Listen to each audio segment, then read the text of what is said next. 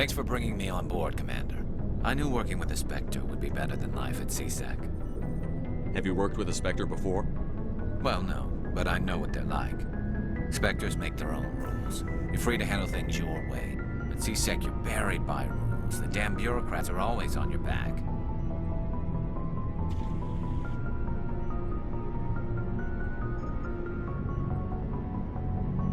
For the most part, the rules are there for a reason. Maybe. But sometimes it feels like the rules are only there to stop me from doing my work. If I'm trying to take down a suspect, it shouldn't matter how I do it, as long as I do it. But CSEC wants it done their way. Protocol and procedure come first. That's why I left. So you just quit because you didn't like the way they do things? There's more to it than that. It didn't start out bad, but as I rose in ranks, I got saddled with more and more red tape. CSEC's handling of Saren was typical. I just couldn't take it anymore. I hate leaving. I hope you made the right choice. I'd hate for you to regret it later. Well, that's sort of why I teamed up with you. It's a chance for me to get off the Citadel, see how things are done outside CSEC. Either way, I plan to make the most of this. And without CSEC headquarters looking over my shoulder, well, maybe I can get the job done my way for a change. If getting the job done means endangering innocent people, then no. We get the job done right, not fast. Got it? I wasn't trying to. I understand, Commander.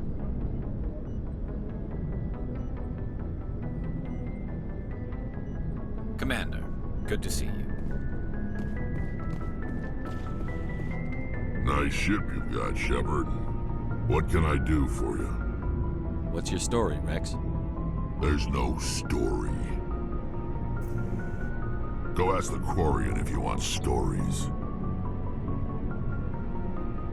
You Krogan live for centuries. Don't tell me you haven't had a few interesting adventures. Well, there was this one time the Turians almost wiped out our entire race. That was fun. I heard about that. You know, they almost did the same to us. It's not the same. It seems pretty much the same to me. So your people were infected with a genetic mutation? An infection that makes only a few in 1,000 children survive birth? And I suppose it's destroying your entire species?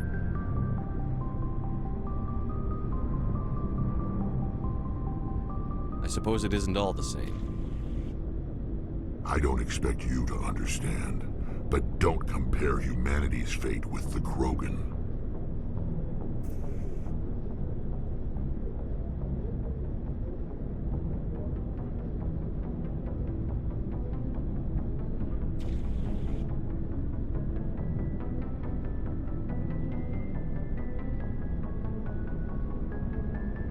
I was just making conversation. I wasn't trying to upset you. Your ignorance doesn't upset me, Shepard. As for the Krogan, I gave up on them long ago. The genophage infected us, but it's not what's killing us. Are your people really dying? We're sure not getting any stronger. We're too spread out. None of us are interested in staying in our own system.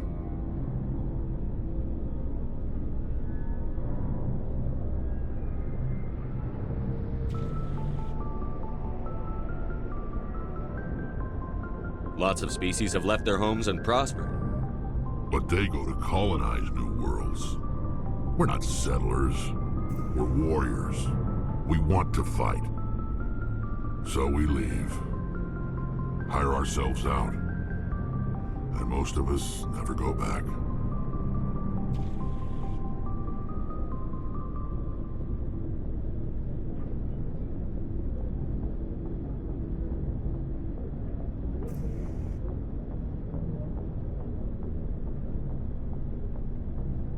So long, Rex. Shepard. Shepard? What can you tell me about the genophage? Ask the Solarians if you want details. They made it. All I know, it makes breeding nearly impossible. Thousands die in stillbirth, and most never get that far. Every Krogan is infected. Every one. And no one's rushing to find a cure. Why don't the Krogan try to find a cure? When was the last time you saw a Krogan scientist? You ask a Krogan, would he rather find a cure for the genophage or fight for credits? He'll choose fighting every time. It's just who we are, Shepard. I can't change that. Nobody can.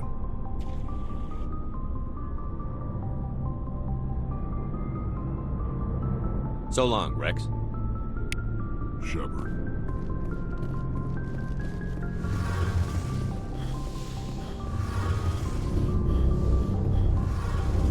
Hey, Commander, you know that Quarian, Tali? She's been spending all her time down here asking me about our engines. I'll tell her to leave you alone. What?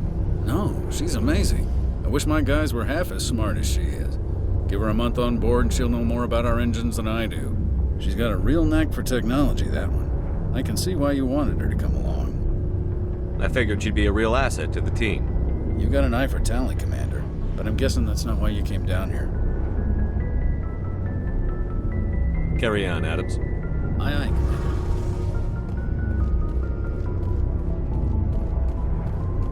Your ship's amazing, Shepard. I've never seen a drive core like this before. I can't believe you were able to fit it into a ship this small. I'm starting to understand why you humans have been so successful. I had no idea Alliance vessels were so advanced. The Normandy's a prototype. Cutting-edge technology. A month ago, I was patching a makeshift fuel line into a converted tug ship in the flotilla.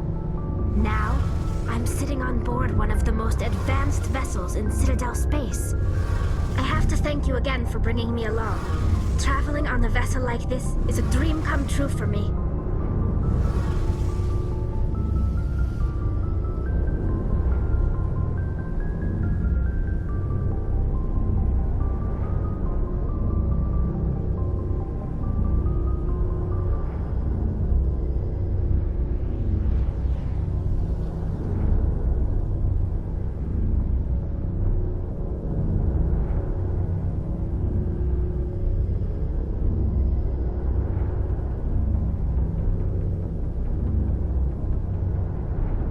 I had no idea you found ship technology so interesting. It comes with being a Quarian. The migrant fleet is the key to the survival of my people. Ships are our most valuable resource. But we don't have anything like this. We make do with cast-offs and second-hand equipment. We just try to keep them running for as long as we can. Some of the fleet's larger vessels date all the way back to our original flight from the Geth.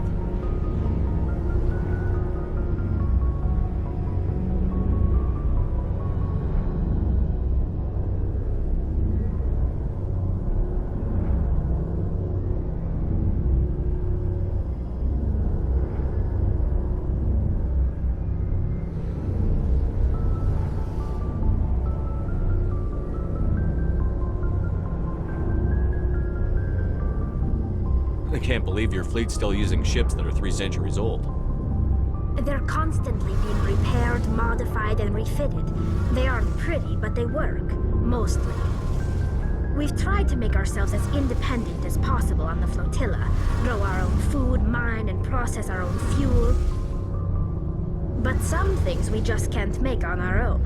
A patch to maintain the hull integrity requires raw materials we just don't have. That's why our pilgrimages are so important.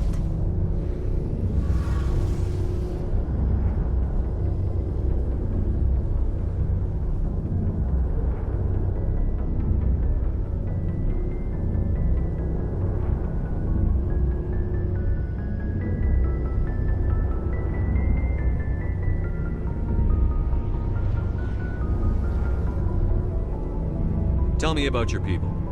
Our lives aren't easy. Resources are scarce, and we are constantly on the move. Everything we do must in some way contribute to the continuation of the migrant fleet. There are 17 million Quarians in the flotilla, and each of us relies on the others for survival. The bonds among my people are strong. Unfortunately, we have had to surrender many of the freedoms and civil liberties other species take for granted. What kind of freedoms? Well, it's illegal for parents to have more than one child. If our population grows too much, it would strain our resources to their breaking point. Of course, we also can't allow our numbers to become too few. If our population is in decline, the rule against single births is temporarily repealed. In extreme cases of population decline, incentives are even offered to encourage multiple births, though the Conclave hasn't had to take such measures in nearly a century.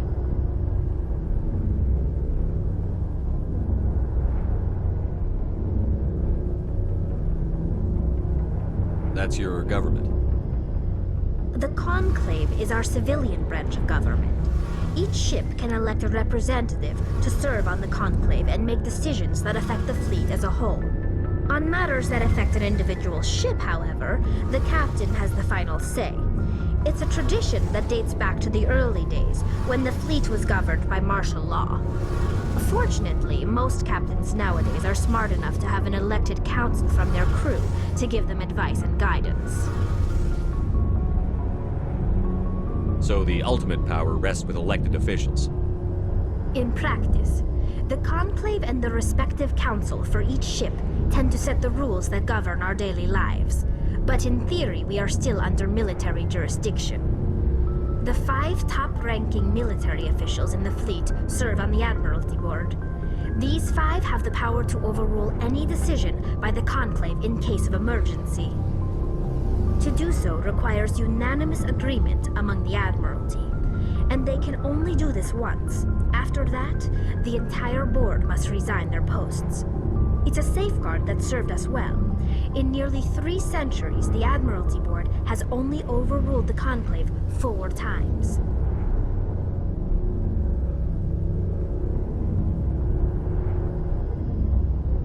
I want to know more about the Geth. I doubt I can tell you anything you don't already know. It's been almost 3 centuries since they drove my people into exile. All I know is the story of their origins, what they were when we created them, and how they turned on us.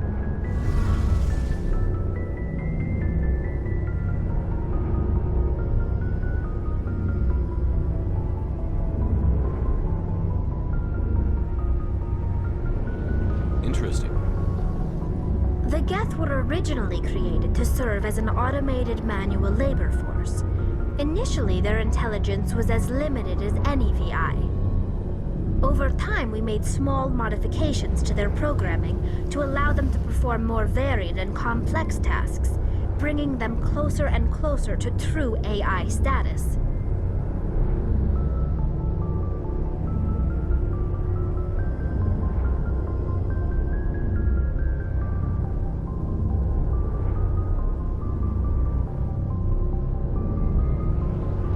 How come the council didn't step in and stop you? This wasn't true AI research. We may have been skirting the bounds of the law, but we never did anything that was actually illegal. The changes were so insignificant, so gradual, that we were able to control them. Or so we thought. But one thing we underestimated was the power of the neural network. A million Geth thinking simultaneously created an inherently unstable matrix. So, the Geth share brain power? Many of the Geth's logic systems were designed to work in concert with other nearby Geth. Basically, the more of them you have in a group, the smarter they are.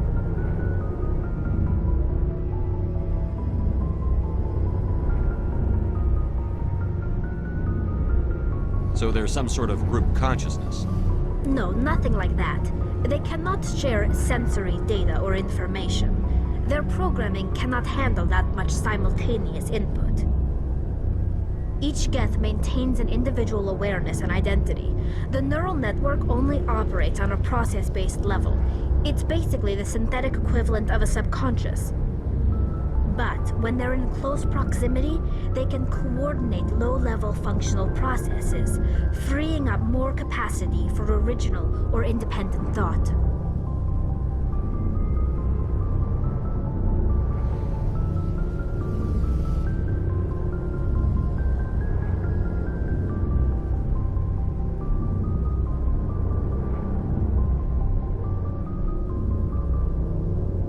That doesn't make any sense.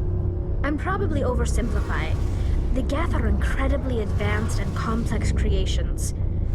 All you need to know is that they get smarter when they gather in large numbers. As we built more and more Geth, their effective intelligence became more sophisticated, more abstract. One day, a Geth began to ask its Quarian overseer questions about the nature of its existence. Am I alive? Why am I here? What is my purpose?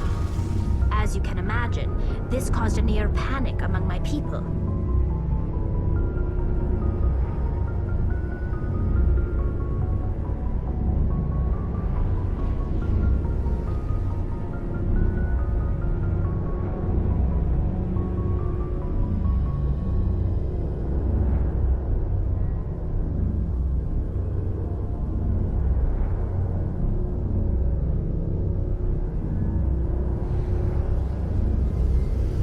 I don't see what's so bad about those questions. The Geth were created to engage in mundane, repetitive, or dangerous manual labor. That's fine for machines, but it won't satisfy a sentient being for long. The Geth were showing signs of rudimentary self-awareness and independent thought. If the Geth were intelligent, then we were essentially using them as slaves.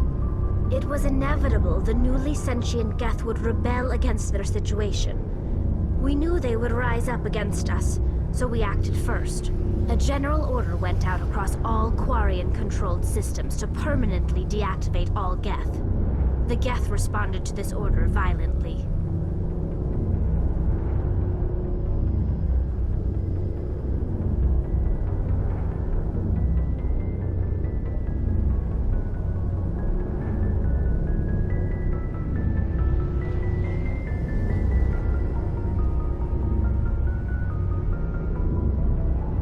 Blame them for fighting for their survival.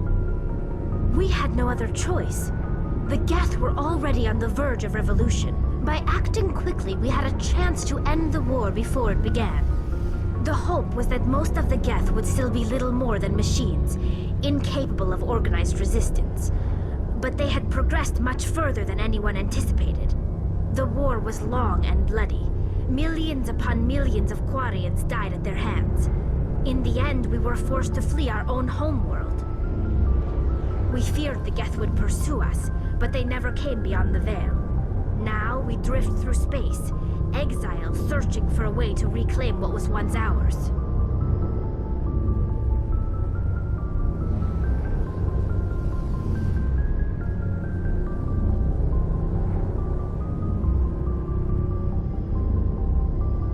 It's hard to feel sorry for you. Your ancestors tried to wipe out another species. We made a mistake when we created the Geth in the first place. But we did not make a mistake when we went to war against them. If we had not acted, they would have wiped us out. They're a synthetic life form. They have no use for organics. None. Why do you think they cut themselves off from the rest of the galaxy? Why do you think they've killed every organic being who's ever tried to contact them?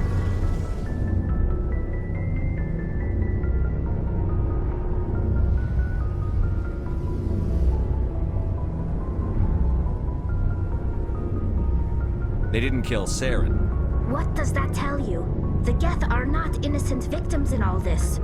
They're the enemy. They want to destroy us. Not just the Quarians. All organic life. That's why they've joined up with Saren. And that's why we have to stop him.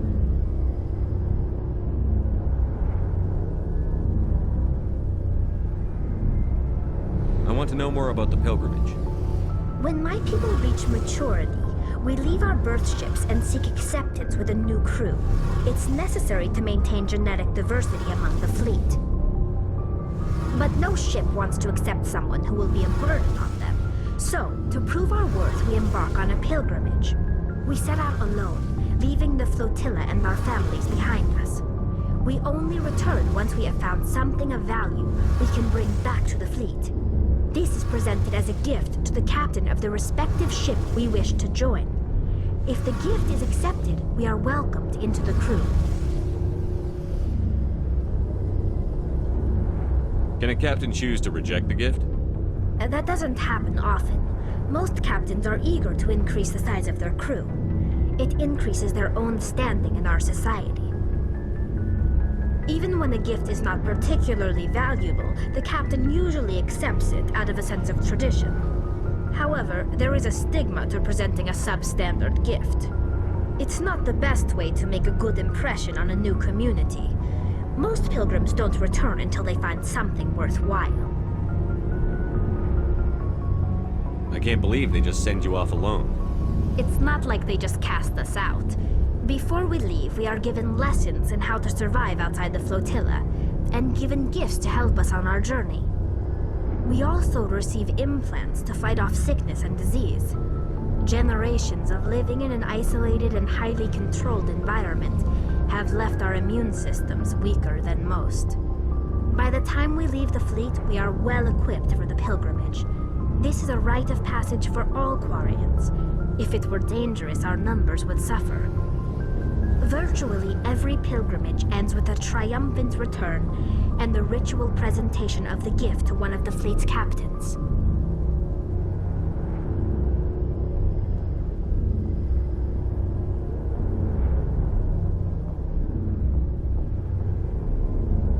I want to talk about something else. Like what? I should go. See you later.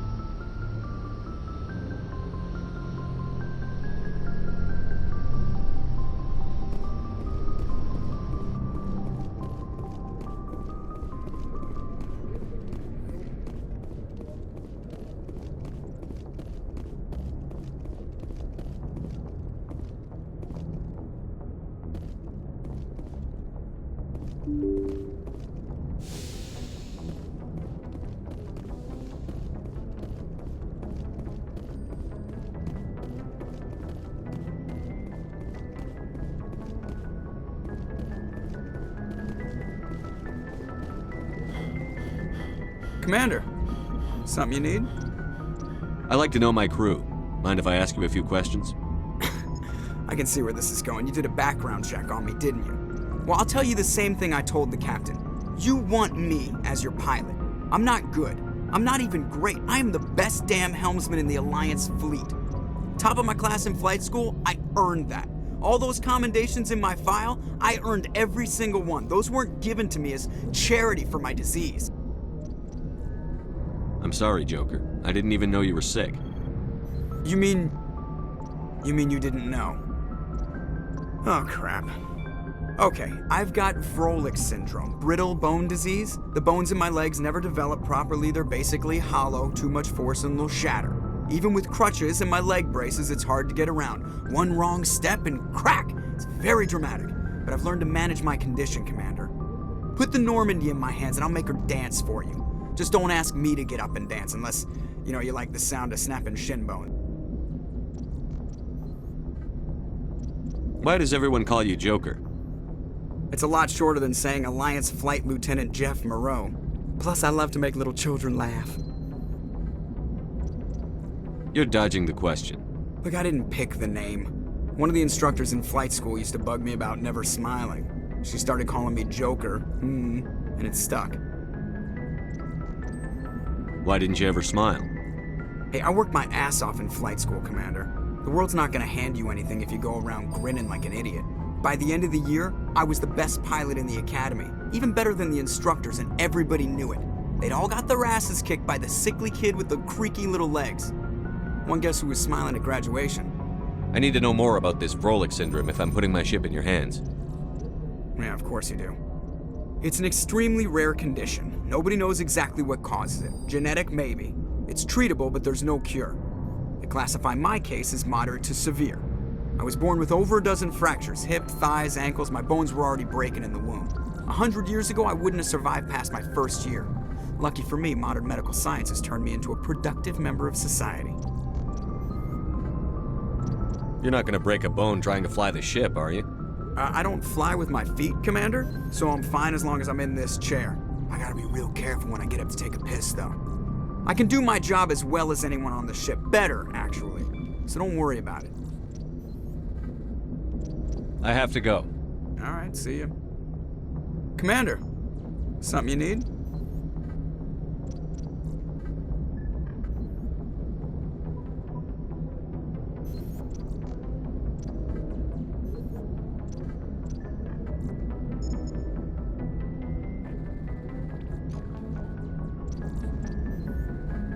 How's the Normandy performing? Is she everything they said she'd be? She's the best ship in the fleet, if you've got a pilot who knows how to handle her. Balance isn't what you'd expect. Takes a while to get used to that oversized drive core we got stuffed in the back, and her power can sneak up on you if you're not careful. The Normandy's probably too much ship for your average Alliance pilot, Commander. Lucky for you, I'm anything but average. How'd you end up joining the Alliance? Look, if you're looking for an inspirational tale of the crippled kid overcoming impossible odds, you're gonna be disappointed. My mother was a civilian contractor working for the Alliance. I basically grew up on the Arcturus station back when they were building up the fleets. Spend all that time around Alliance ships, there's a good chance you'll end up going to the Academy. I have to go. All right, see ya.